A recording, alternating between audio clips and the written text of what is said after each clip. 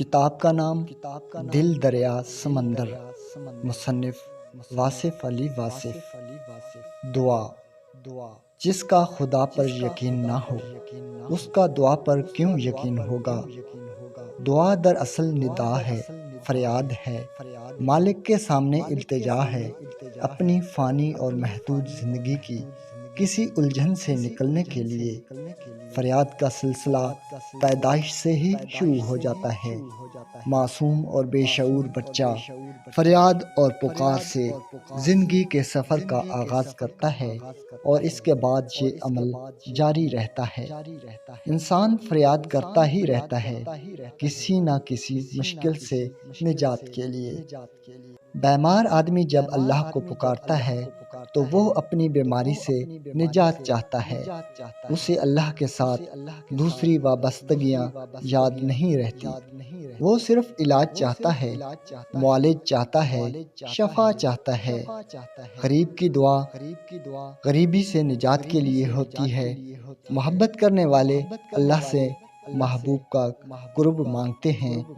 غرضے کہ ہر انسان ایک الگ خواہش لے کر اللہ کو پکارتا ہے۔ اگر گوش باطن سے سنا جائے تو یہ کائنات ایک مجسم فریاد کی صورت میں نظر آئے گی۔ دعا کا شعور فطری طور پر ودیت کیا گیا ہے۔ آداب دعا اور فضیلت دعا مذہب نے سکھائے ہیں، لیکن یہ شعور زندگی میں موجود ہے۔ بچہ بیمار ہو جائے تو ماں کو آداب دعا خود بخود آ جاتے ہیں۔ جہاز خطرے میں ہو تو مسافروں کو دعا سکھانے کی ضرورت نہیں پڑتی۔ دعا ان کے دل سے نکلتی ہے، بلکہ ان کی آنکھ سے آنسو بن کر ٹپکتی ہے۔ دعا کی سب سے بڑی خوبی یہ ہے کہ جہاں دعا مانگنے والا ہے وہیں دعا منظور کرنے والا ہے۔ اگر آپ بآواز بلند دعا مانگیں تو وہ دور سے سنتا ہے، اگر آپ دل میں دعا مانگیں تو وہ وہیں موجود ہوتا ہے۔ دعا کا انداز تقرب کے اظہار کا اعلان ہے۔ دعا الفاظ کی محتاج بھی ہے اور الفاظ سے بے نیاز بھی۔ دعا منظور فرمانے والے کا خود ہی انداز عطا فرماتا ہے۔ دعا منظور فرمانے والا خود ہی انداز عطا فرماتا ہے۔ ہاتھ اٹھانا بھی دعا ہے، نگاہ کا اٹھنا بھی دعا ہے۔ ہم اللہ سے وہ چیز مانگتے ہیں جسے ہم خود حاصل نہ کر سکیں، لیکن جس کا حاصل کرنا ممکن ہو۔ مثلاً ہم یہ نہیں مانگتے کہ اللہ ہمیں پرندوں جیسے پر عطا کر، کیونکہ یہ ممکن نہیں۔ ہاں، البتہ یہ کہہ سکتے ہیں کہ اللہ ہمیں عشق کے پر لگا کر اڑا، کیونکہ یہ ممکن ہے۔ دعا پر اعتماد ایمان کا اعلیٰ درجہ ہے۔ یہ بڑے نصیب کی بات ہے کہ انسان دعا کا سہارا ہاتھ سے نہ جانے دے۔ جب کسی قوم یا فرد کا دعا سے اعتماد اٹھ جائے تو آنے والا وقت مصیبت کا زمانہ ہوتا ہے۔ گناہ اور ظلم انسان سے دعا کا حق چھین لیتے ہیں۔ دعا مانگنا شرط ہے، منظوری شرط نہیں۔ اللہ کریم کے پاس مکمل اختیار ہے، چاہے تو گناہ گار کی دعا قبول فرما لے، نہ چاہے تو پیغمبر کی دعا بھی منظور نہ فرمائے۔ نوح علیہ السلام سینکڑوں برس اللہ کے دین کی خدمت کرتے رہے، آخر ان کا بیٹا بھی طوفان کی نذر ہو گیا، لیکن ان کے ایمان میں فرق نہ آیا۔ دعا آخر سوال ہی تو ہے، ماننے والا مانے یا نہ مانے۔ صاحب دعا خود بھی ابتلا سے گزرتا ہے۔ یہ زندگی ہے، اس میں غم ضرور آئے گا، تکلیف ضرور آئے گی، بیماری ضرور آئے گی اور پھر موت بھی ضرور آئے گی۔ ان حالات میں دعا کا مقام کیا رہ گیا؟ دعا کا یہی مقام ہے کہ انسان تقرب الہی کی خواہش کو کمزور نہ ہونے دے۔ دعا یہ ہے کہ اللہ ہمیں اپنی رحمت سے مایوس نہ ہونے دے۔ دعا یہ ہے کہ ہمارا دل نور ایمان سے روشن ہو۔ دعا یہ ہے کہ اتنا کرم نہ ہو کہ ہم اس کی یاد سے غافل ہو جائیں اور اتنا ستم نہ ہو کہ ہم اس کی رحمت سے مایوس ہو جائیں۔ دعا یہ ہے کہ اللہ ہمیں منظور ہونے والی دعاؤں کی آگاہی عطا فرمائے اور وہ دعائیں جن پر باب قبول بند ہو ان کی توفیق عطا فرمائے۔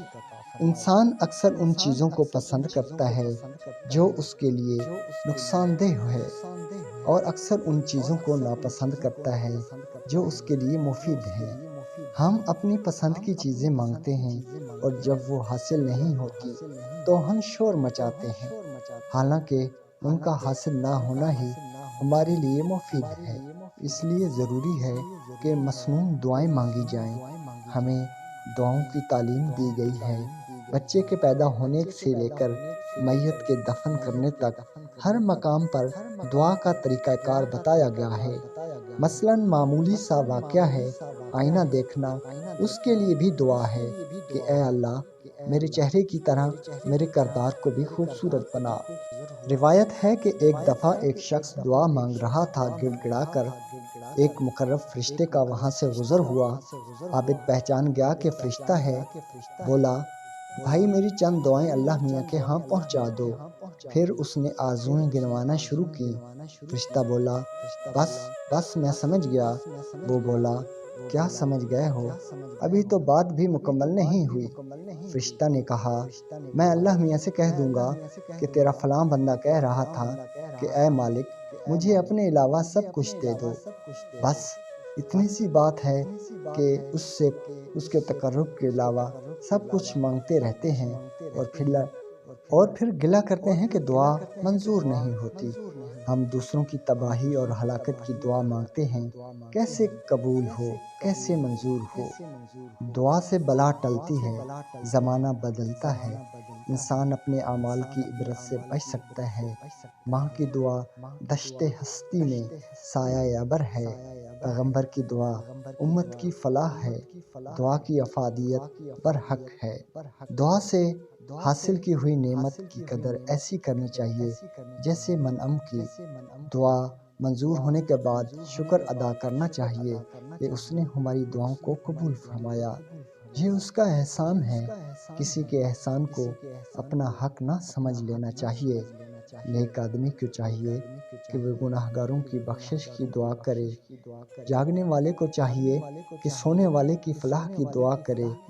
قوم کے ہر فرد کو قوم اور ملک کی سرفرازی کی دعا کرنی چاہیے۔ صاحب دعا صاحب محبت ہوتا ہے، اسی کی دعا مقبول ہے جس کی انسانوں سے محبت ہے، جانوروں سے، پرندوں سے، غرض کے ہر ذی جان سے محبت ہو۔ محبت نہ ہو تو دعا محض تکلف ہے۔ زمین و آسمان اور اس کے مابین جو کچھ بھی ہے اس کی خیریت کی دعا مانگی جائے تو اپنی زندگی خیریت سے گزر جاتی ہے۔ نفرت کرنے والا انسان دعا سے محروم ہو جاتا ہے۔ سب کی بھلائی چاہنے والا ہی مقبول بارگاہ ہے۔ اللہ کو سب سے زیادہ وہ ہستی محبوب ہے جس کو رحمت ہر دو عالم بنا کر بھیجا گیا۔ حضور صلی اللہ علیہ وآلہ وسلم کے وسیلے اور واسطے سے دعاؤں کو مقبولیت عطا ہو جاتی ہے۔ بہرحال جب تک زندگی ہے دعا رہے گی۔ دعا آہ ہے، فریاد ہے، شب کی تاریکیوں کی تنہائیوں میں ٹپکنے والا آنسو بھی دعا ہے۔ سر نیاز کا بے نیاز کے سامنے جھک جانا بھی دعا ہے۔ کسی بے بس کی نگاہ کا خاموشی سے سوئے فلک اٹھنا بھی دعا ہے، بلکہ مضطرب دل کی دھڑکن بھی دعا ہے۔ کسی دور رہنے والے کو محبت سے یاد کرنا بھی دعا ہے۔ روح کی مخلصانہ آرزو بھی دعا ہے۔ دعا دینے کے در پر کبھی ہم سائل بن کر جاتے ہیں، اور کبھی دعا دینے والا سائل بن کر ہمارے در پر دستک دیتا ہے۔ ہم کسی کی دعا کی تاثیر ہیں، ہماری دعائیں کسی اور زمانے کو اثر دیں گی، منظور یا نامنظور۔ دعا بدستور جاری رہنی چاہیے۔ خاموش انسان خاموشی پانی کی طرح گہرے ہوتے ہیں۔ خاموشی خود ایک راز ہے، اور ہر صاحب اسرار خاموش رہنا پسند کرتا ہے۔ خاموشی دانا کا زیور ہے اور احمق کا بھرم۔ ناظرین کرام، امید ہے ویڈیو آپ کو پسند آئی ہوگی۔ ہمارے چینل کو سبسکرائب کیجیے۔